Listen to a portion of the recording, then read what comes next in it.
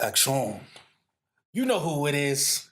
It's your boy, D Blank, but they call me D Frex in these streets. And I'm here with my co-host.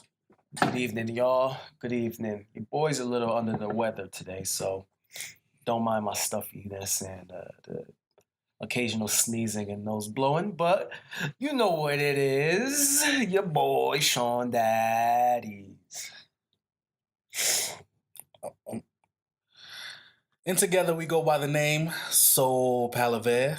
That's S-O-U-L. That's Palaver.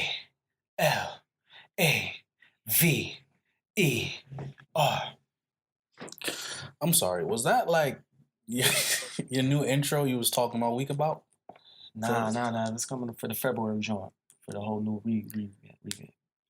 Oh, Yeah. I thought you was bringing that Nah, fire I'm not today. bringing it today. Because that was a little lackluster, if you ask me. That's how I'm really feeling. I'm not feeling the best. All right, well, so I mean, since the last time we've met up, anything exciting happen? I mean, other than your brother's birthday, that was a good time. That was all right. Mad chill, Yeah. nothing too crazy. Good way to bring in the first Saturday of the year, I'd say.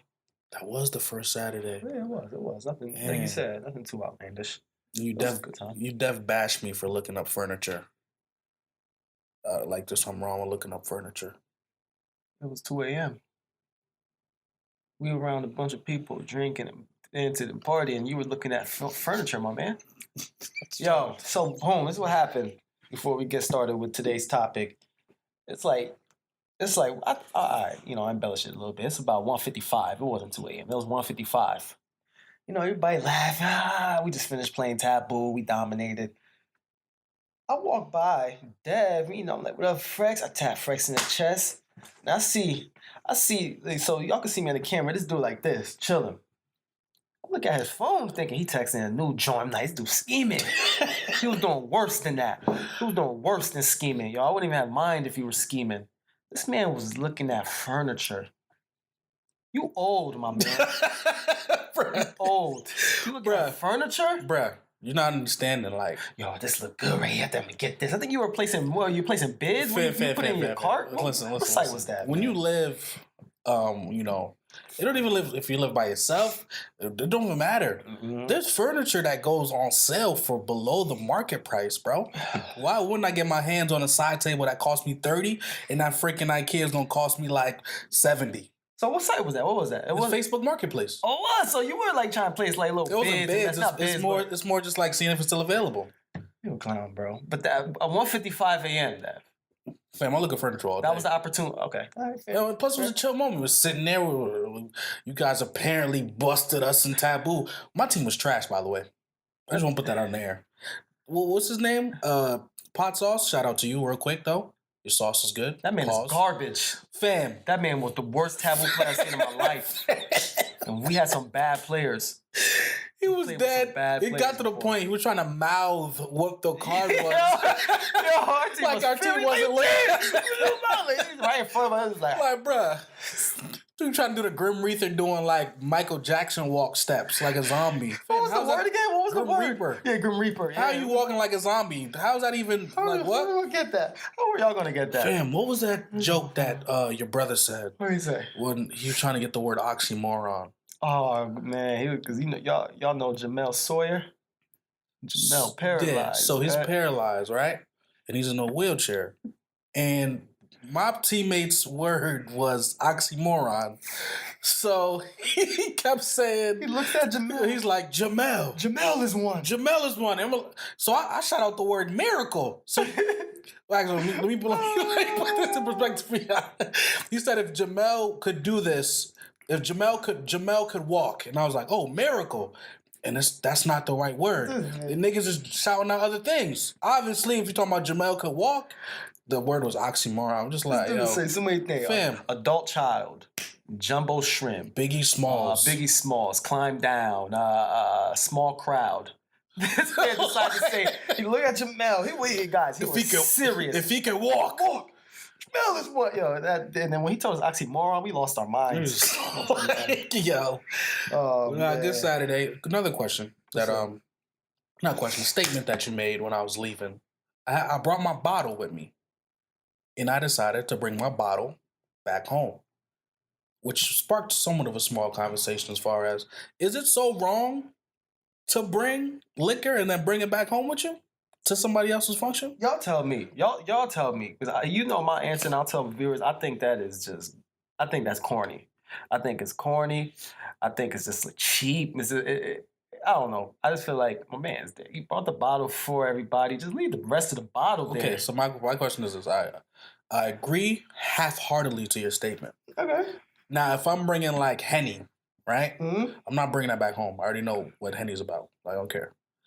But if I bought a new bottle of a different flavor that I never had before, and then that joint ends up being fire, I think you're better off pouring some in a little water bottle and taking it home. You walked out your whole bottle with no problem. You were like insouciant as hell, nonchalantly, just like it's nothing. I'm over here looking at this man brought his bottle. I noticed in the elevator. I was crying, y'all. I respect it though. A lot of people do it. A lot of people do. I mean, it's not. I personally don't. It's not something I usually do, but in this moment, like when I went to your other brother crib, You and wanted to try I that brought flavor? wine. Oh, you did. I didn't bring that back. I got you. You know what I'm saying? I got you. But this flavor just happened to be new, so I was like, yo, I'll bring my containers back. you gotta bring your container. Oh, okay. Yeah, when I bake and stuff. No, you gotta bring those back. I'm just talking about an alcohol bottle, like a purchase. I'm trying to remember. I did that back in college. I was a cheap motherfucker. I'll bring it to like somebody's room. I'll sneak my joint back. I'm not gonna lie to you. And you would also pour out liquor and fill it with water and put it back in the freezer. He still doesn't know about that, so we're going. Oh no, man. Well, listen. So angry. Before we get into the topic of today, I just want to say a quick shout out to our listeners out there. We've really been getting some really constructive feedback lately, and trust me when I tell you, me and Shawn talk about this stuff regularly, trying to better ourselves as a duo in progressing our podcast to the next level. That's a fact. Like we told you on episode 2, we took in your feedback, and we're going to continue growing from here on. And we're just trying to better ourselves to give you guys a better listening experience, for those watching video, a better viewing experience. So listen, keep the constructive criticism coming. I'm getting feedback from people I didn't even know was listening. It kind of just comes to show like, wow, as long as you stay constant and consistent and really put out the work, people will come around to you. People are watching, people are listening all the time. Anything you want to add to that, or? No, thank you guys. But I'm going to do push-ups every 5 minutes. So keep me posted. I'm going to try to do like 15 to get over this little sickness I got. They say you got to stay active and sweat a little bit. All right, so you doing 5 push-ups mid-podcast episode? No, I'm doing 10 push-ups every 5 minutes, and 5 minutes already passed, so I have 10 to do. So you keep on going. I'm gonna hop in. I'm listening. Oh, so I'm dolo today. All right, No, you're not dolo. I'm not dolo, but you gonna come back to the microphone, huffing and puffing. I wish I could see this. I wish I could put the camera on this dude really doing push-ups right now, but in today's episode, we decided to talk about a topic that has to do with growth, I would say. Shawn, in the last couple months, has spoke about stuff such as self-esteem and self-value. And self-efficacy. We're finally gonna get to that instead of always saying, "All right, we're gonna talk about that later episode." And that's one of the constructive feedback we received, which we already reflected on that. Yeah. We're gonna stop doing that. Say, "Oh, we're gonna talk about that another episode." We're gonna try to stay targeted and focused on like 2 select topics in episode and really Get into it. Yeah. Indulge. So for those out there that don't know what self-efficacy is, I'm going to read the definition for y'all.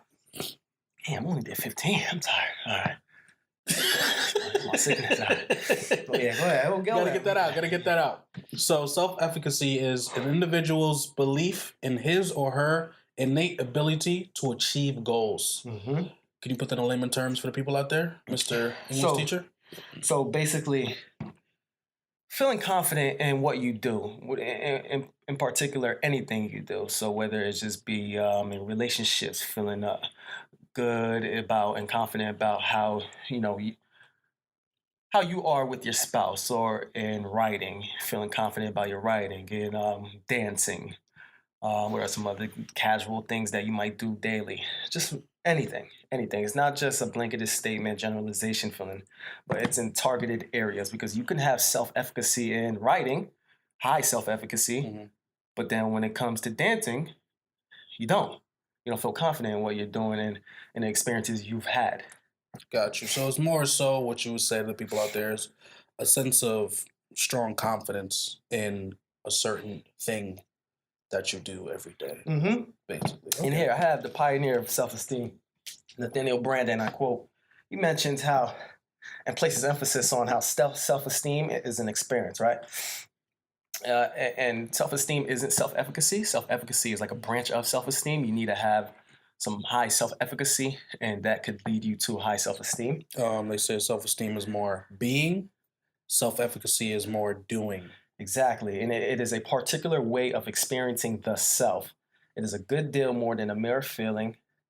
This must be stressed because people love searching for self-esteem and those feelings that are temporarily induced by drugs.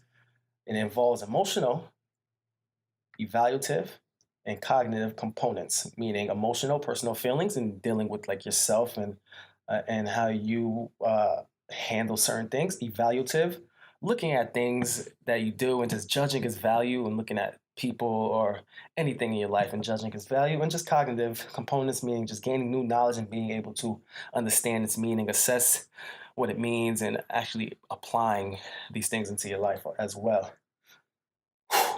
So, what do you think about that, Dev, when you hear, say, D Blank,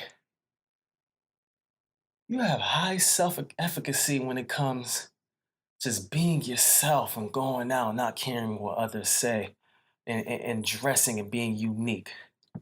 Um, I mean, in moments like that, you know, didn't really hear about the word self-efficacy till honestly recently when we've had our conversations. And you know, Mm-hmm. what's when it comes to that aspect, with me being as confident as I've become, listen, this is something that took, I would say, years Yeah. to grow. You know, everybody goes through a moment where they're high and then they get super low, which basically relates back to self-esteem. It's Mm-hmm. really how you perceive yourself when you look in the mirror, or how you perceive yourself, you know, when you're out and about, and certain thoughts that run through your mind when Mm-hmm. certain people are looking at you. Mm-hmm. Once you kind of get past that and you kind of set up a standard for Yeah. yourself, you know. Mm-hmm. Once you set a standard and you're able to get to that and go beyond, I feel like that relates back into the whole self-efficacy thing, as far as you set a goal, Yeah.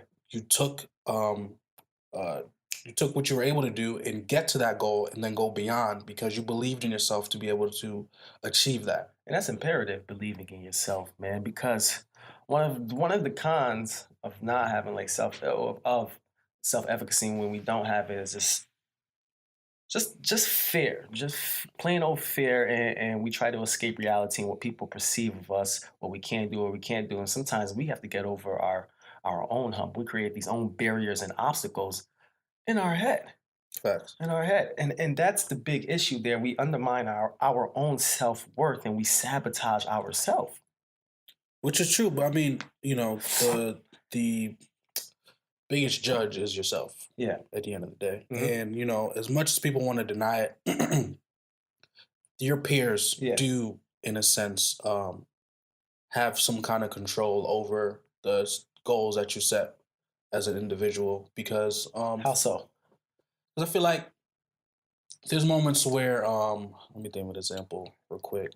There's moments where you want a basketball player, Yeah. right? Hmm. You want to Your goal is to score 10 points a game, right? Hmm. You know you can score 10 points a game. That's what you can do.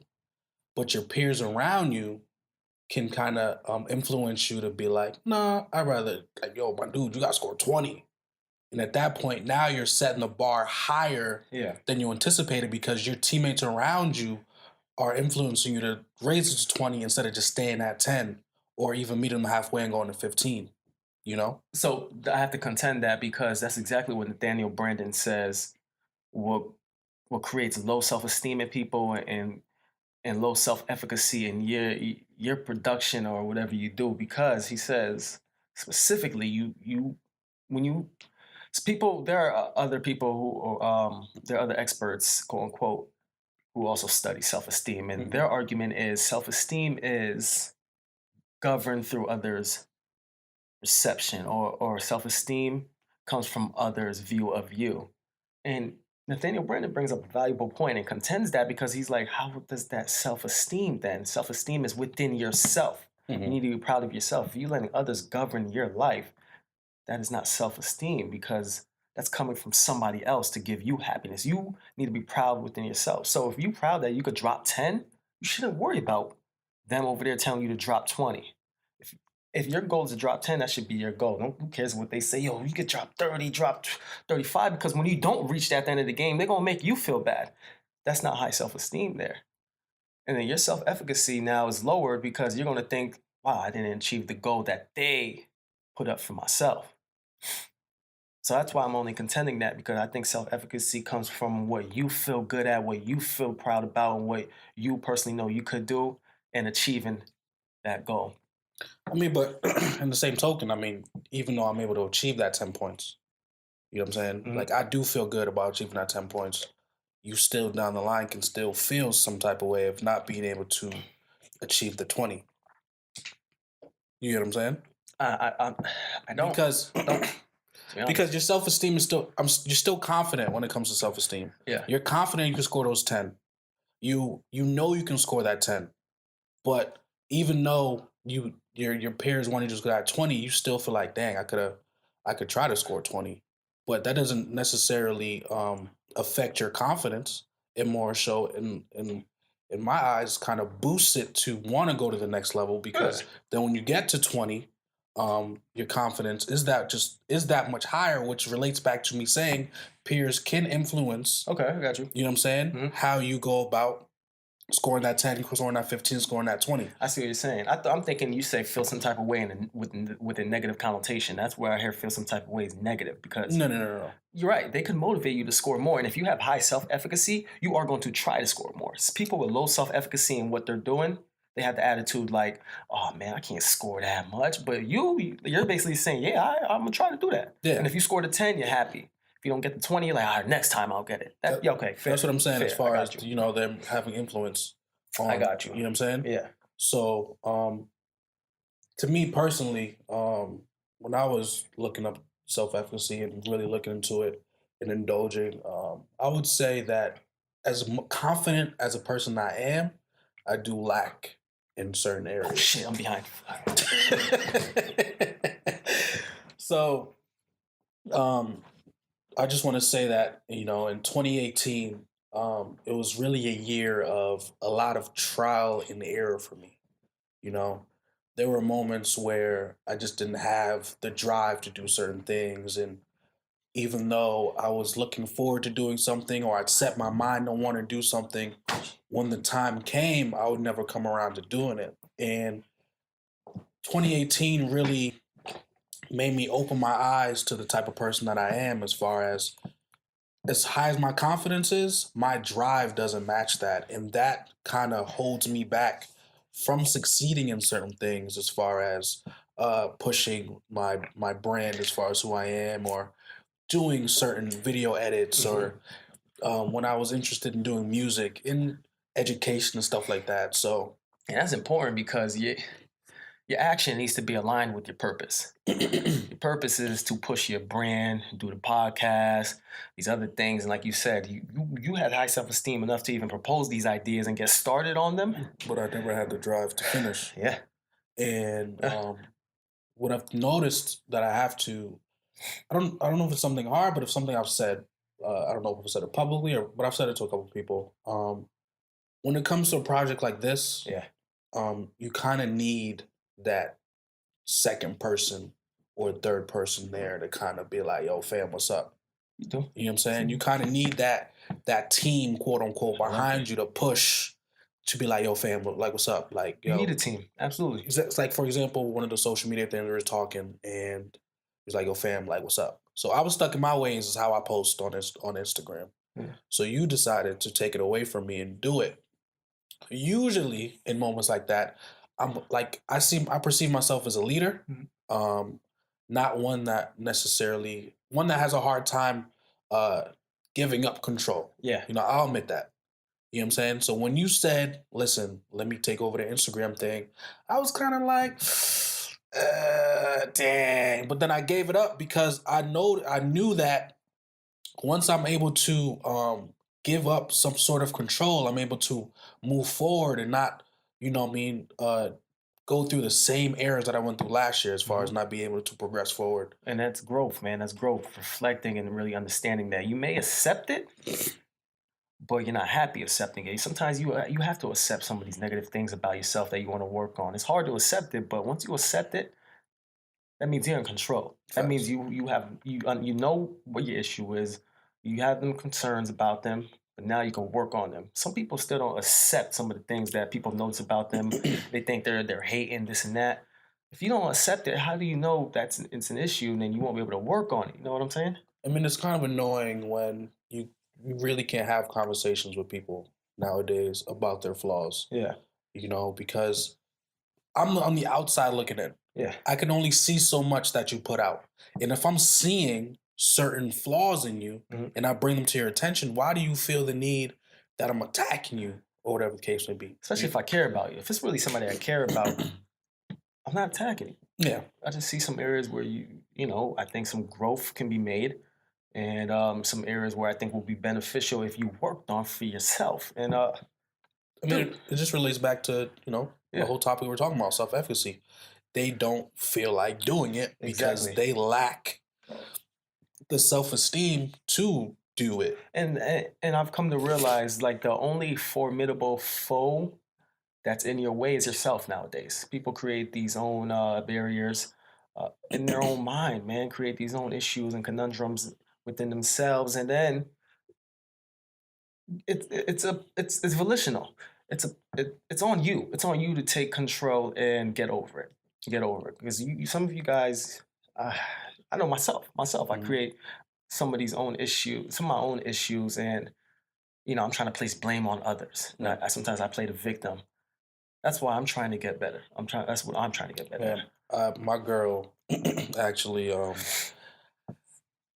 I she's pointed out to me that I always try to flip it to be Hmm. the victim. I'm pretty good at that, and I got to chill. I'm trying to work Son, on that. listen, Exactly. we are very good at doing that, Hmm. playing the victim, but sometimes it goes, it's unnoticed by us Hmm. because we talking. You know what I'm saying? Hmm. Me and you both, we are both talkative people that were able to be put in a situation Yeah. and just fit right in and not have to worry about, oh snap, yo, John's gonna be there. I don't know if I'll be comfortable enough with John in the room. You know, like, Oh, because we're extremely personable people.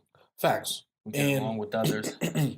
it's just a sense of growth, Yeah. like you said before. And it's hard for most, but I feel like as you mature in age, like we're both 25, Hmm.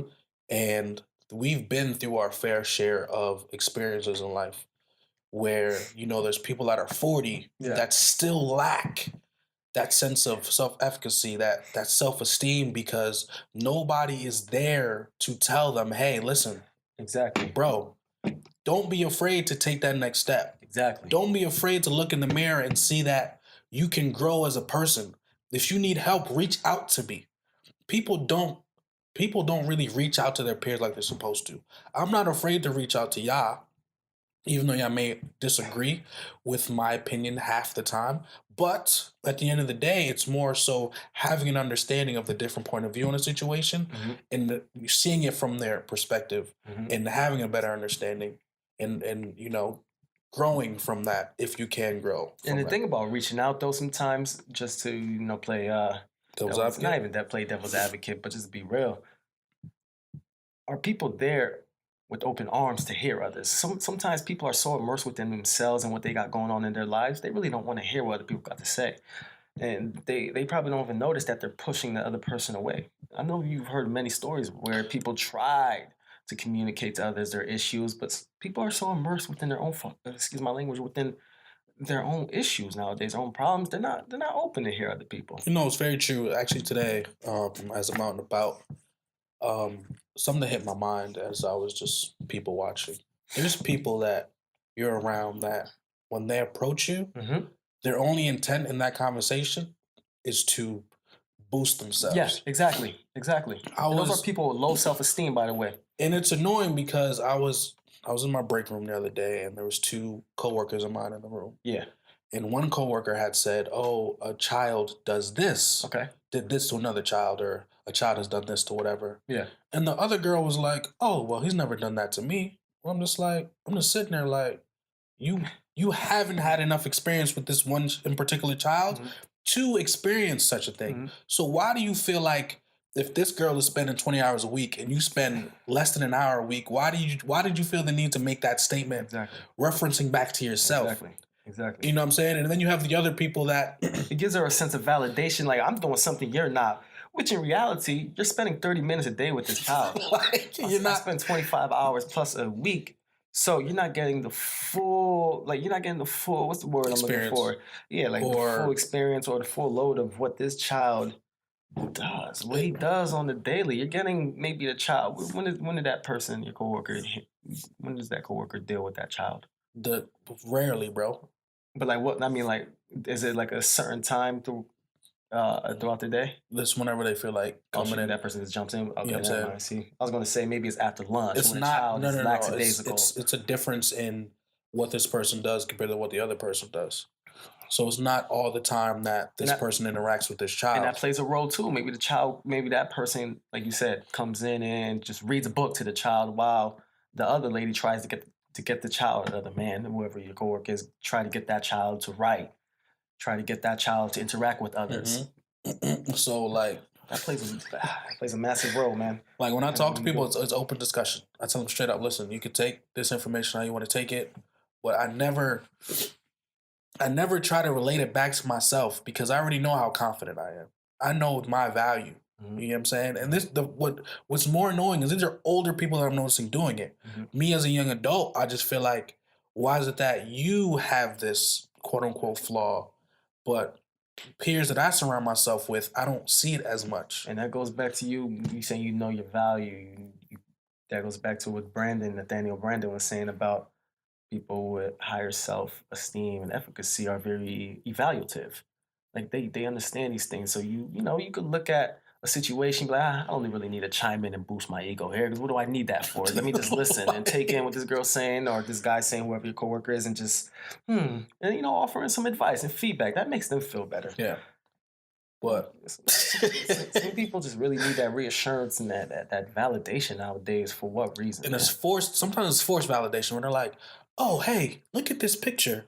Doesn't he look like such and such? Right? Sure." Like, you give me an option to answer like no, yes, or like you're right, basically. yeah. And if you say no, they're gonna be extremely angry and then they'll become divisive. Like, oh, you don't know what you're talking about. Like, all right, cool. Sometimes those meaningless conversations, man. Nowadays, it's like, come on.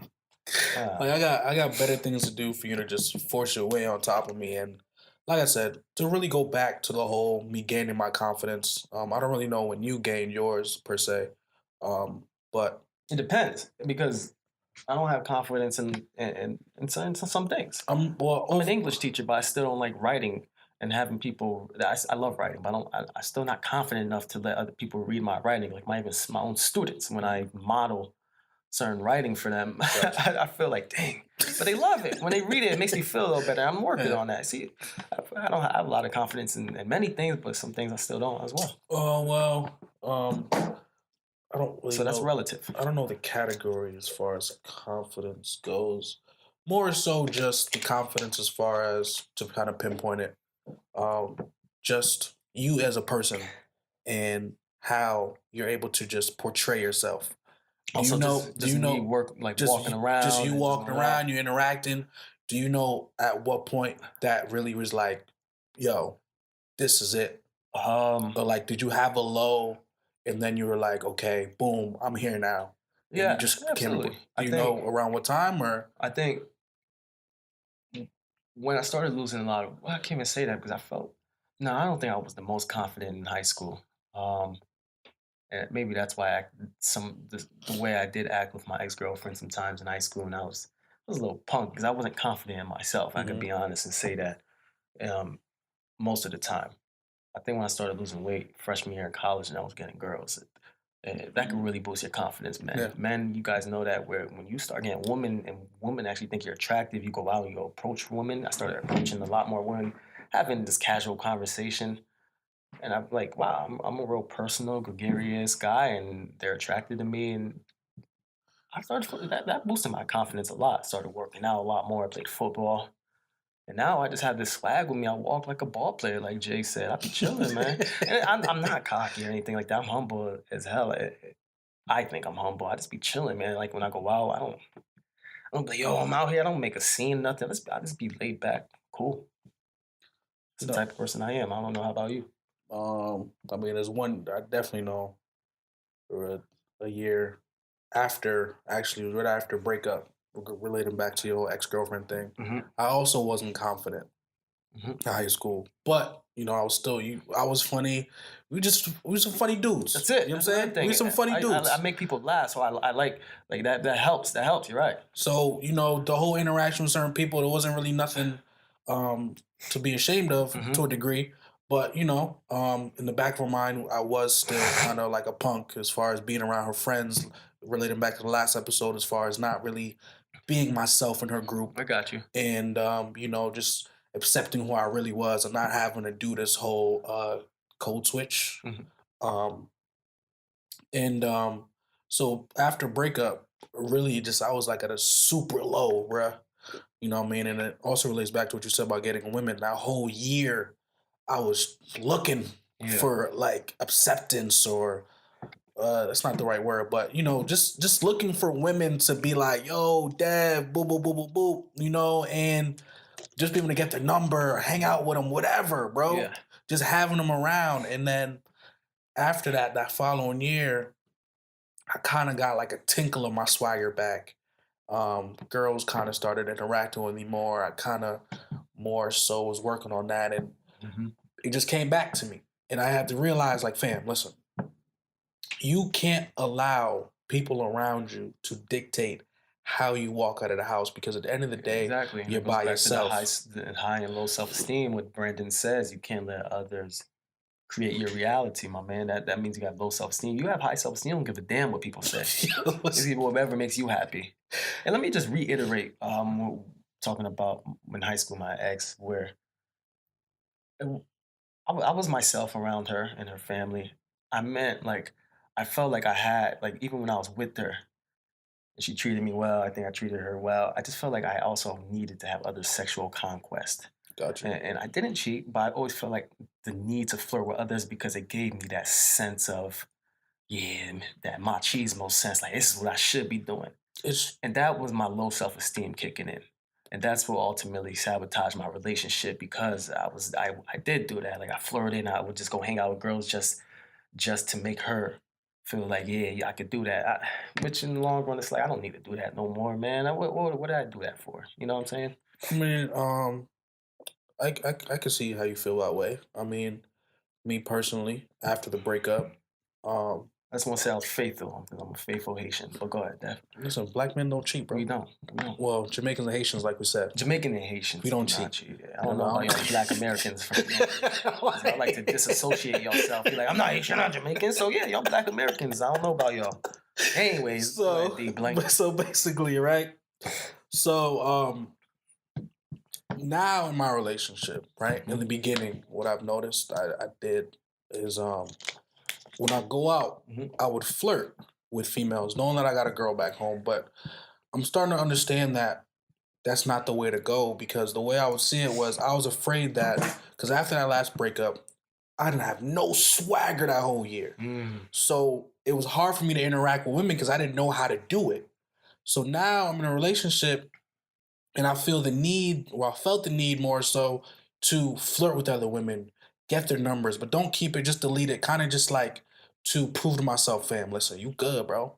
if you and your girl broke up right now, you don't got nothing to worry about because you still got that swagger that nobody can take away from you. I got you. But now, I'm looking back and I'm kind of just like, I don't really see the point of it anymore because the way my confidence is set up and, comparing it to now to then, I see that I don't have to do this. Mm-hmm. I'm really trying to let go of my Because past. your self-efficacy has grown. It's like, you know what? I don't need to prove that to myself because I know, like, granted, knock on wood, something do happen with my girl and Yeah. I just bounce right back in like nothing changed. And something else I want to bring in that So- after last episode, the whole conversation with, would you let your boy go if he hit, smashed your girl? And it's crazy. That moment triggered something else in the way life works, bro. I'm telling you, life, it's not a coincidence. Life is not a coincidence. Things happen for a reason. So after that conversation, Life right? is one big metaphor, bro. So my ex-girlfriend from high school, like before the Caucasian girl, hit me. And she was kind of more like, hey, listen, congratulations. Keep doing what you're doing. I noticed that you're really working hard. The girl that you got is good, blah, blah, blah, all that extra stuff. But the reason I bring that up is because I think in the back of my mind, because she was like a girl I really like I really wanted that, and I was able to get it. You know what I'm saying? And my freshman year of high school, I'm really loving up on her or whatever. And all of a sudden, I come to find out that she was cheating on me with a dude from the block who I wasn't like associated with, but I was friends with. Yeah. And I ended up not unfriending that person, but hanging out with him more and seeing him more. But in the back of my mind, this whole time, this dude had cheated with my girl, but long past it, I'm still hanging out with this dude. No big deal. That was high school though. But Everybody bounce around But in high I school and cheat. but I think Except Jamaican and unconsciously, Haitians.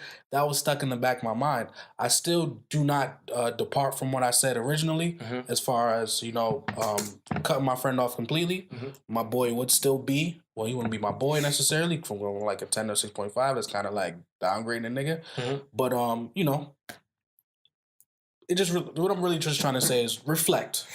Look at certain things and try to reflect. If you got to do counseling, do what you got to do. But just try to reflect and try to pinpoint what happened because of something else that happened. And Exactly. I feel like that will really promote growth. Because people just really just like to put stuff in the closet. Don't put it in the closet, bro. Lay it out. Talk to yourself. You don't got to talk to somebody else. Talk to yourself. Be aware of what the mistakes that you made Exactly. Look in and the mirror. consume them. Like I said earlier, sorry. You could accept them, but that doesn't mean you like them.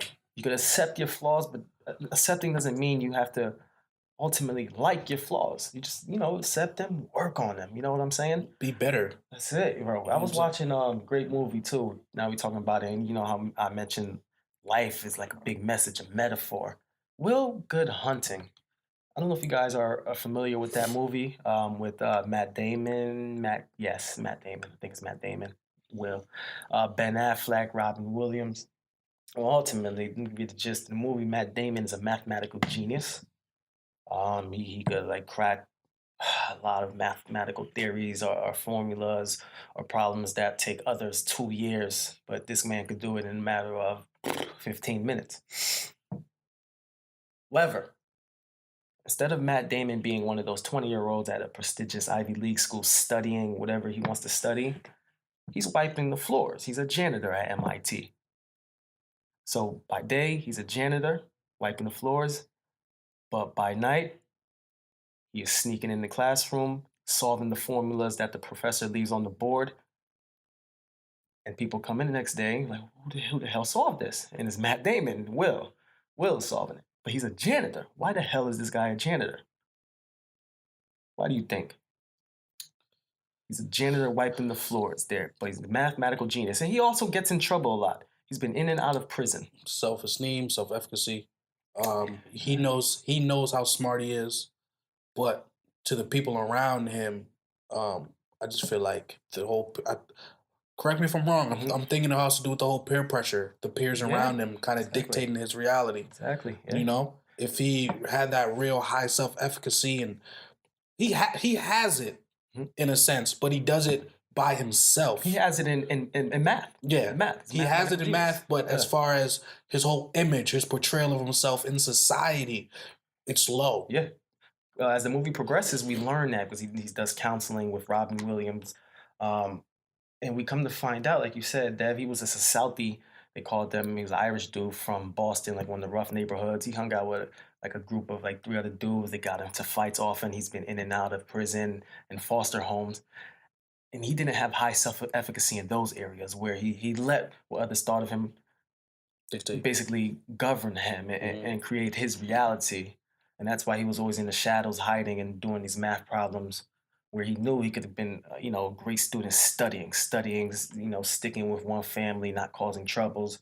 But he would sabotage his own life, especially he had low self-efficacy in relationships. He would sabotage his relationships. He wasn't confident. He would always think that the girl would leave him, so he'd try to sabotage so he would leave first. Just things like that. So he could be a mathematical genius. You could be a mathematical genius, but you still have low self-esteem and a plethora of other areas. So if you want to eviscerate those obstacles in your head, you have to work on yourself first. You really do. You have to reflect and just accept, like, okay, I'm scared that she will leave me first. And I know I'm scared and I'm nervous and I know that I always try to sabotage these relationships that I'm in. Let me work on that. If you are in denial and you keep on denying, no, it's her, it's not her, it's the other girls, no, it's not me, I do the best I can, you're never going to realize it. Just to kind of, Great movie, Will Good Hunting. Just to kind of throw it in there. What's up? This relates back to women. Not to bash women, but, there's women out there that say all dudes are dogs. I think that has to relate back to the whole self-esteem, self-efficacy. Look at yourself in the mirror first. Don't get me wrong, guys do it sometimes too, but we're not as vocal about it as women try to bash men. Listen, like Shawn said, it all relates back to yourself, B. What are you offering to that significant other? You put out, you receive, usually. You know what I mean? Are you hiding text messages? Are you Are you being places you're not supposed to be? And going into these relationships and meeting these people with that type of mindset, you exude that energy. That's the energy you're putting out. So that's what exactly you're going to receive. And it might sound like a cliche, but it's not. It's real life. It is real life.